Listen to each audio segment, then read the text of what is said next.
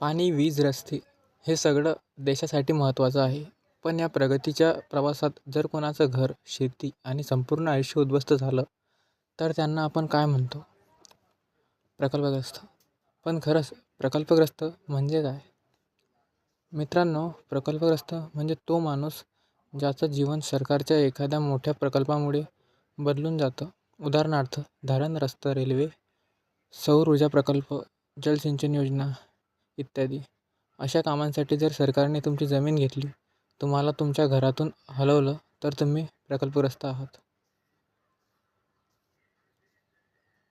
2013 साली सरकारने एक महत्त्वाचा कायदा केला.